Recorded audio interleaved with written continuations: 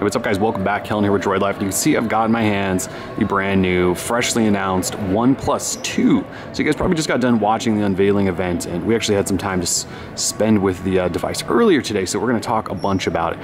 We're gonna do right now a hardware tour, switch into another video for software tour, and then maybe do another video to show you some other things, because there's a lot to talk about here. So we'll try to do this hardware tour pretty quickly and get you guys caught up. So basically you're looking at a 5.5-inch full HD display. So not QHD, but they went full HD. It's probably a good thing in terms of battery life. This probably will be one of those battery life kings because it does have a 3,300 milliamp hour battery tucked inside as well. So when you combine that full HD resolution with battery, you really should have a device that can last a really long time, sort of like last year's phone.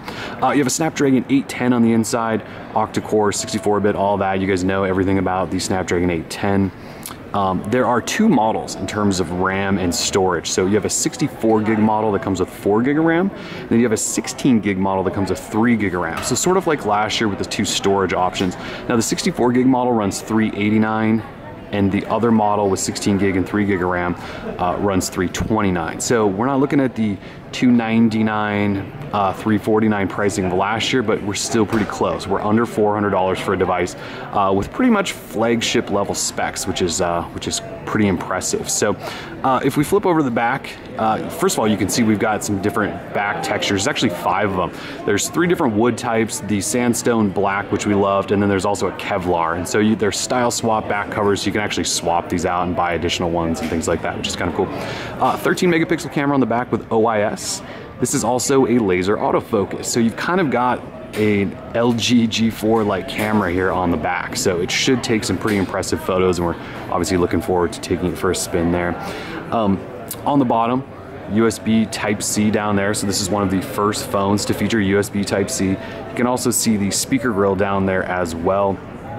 In terms of dimensions, you're looking at a phone that is 151.8 by 75 by 9.85. So it's not exactly the thinnest phone on the market, but you know what? We'll take a little thickness if that means the battery life is going to be outstanding. It is kind of heavy, I'm not gonna lie. It's 175 grams, so it's not the lightest phone, but look, it's not gonna, you know, completely weigh your pocket down. So we'll probably take it.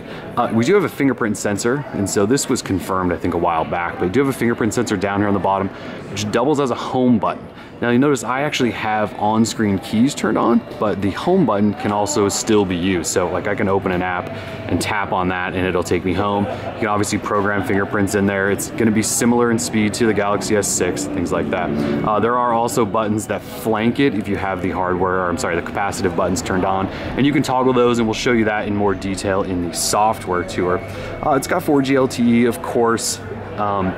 Power button and rocker, volume rocker here on this right side. But if we flip over here to the left side, you notice another switch. And so this switch is actually a volume or notification sort of dimmer like you see on the iPhone. So you can actually toggle that up.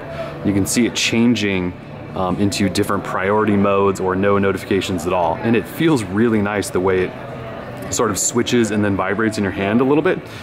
Very cool. Gorilla Glass on the front. Didn't mention that. Dual SIM, and it does take nano SIMs, can record in 4K. Again, this is about as max spec'd out as a phone can get. It does have a removable back, but not a removable battery. I'm not gonna take that off for you right now. It seems kind of tough. Headphone jack up top here. Metal frame, didn't mention that, so you do have a complete metal frame around the device. It feels really premium. So last year's was a little bit plasticky and also big. This one, it's about the same size as the other one, and I'll try to show you that in another video as well, but it feels just much more premium. It is a little bit thicker, I believe, or at least it looks that way, but it has that metal frame, just feels nice in hand. This could be a really, really good device, and it might be tough for anyone to compete with. So just a quick hardware tour. We will get into software, some comparisons, and some other stuff in just a minute. We're Droid Life. Peace.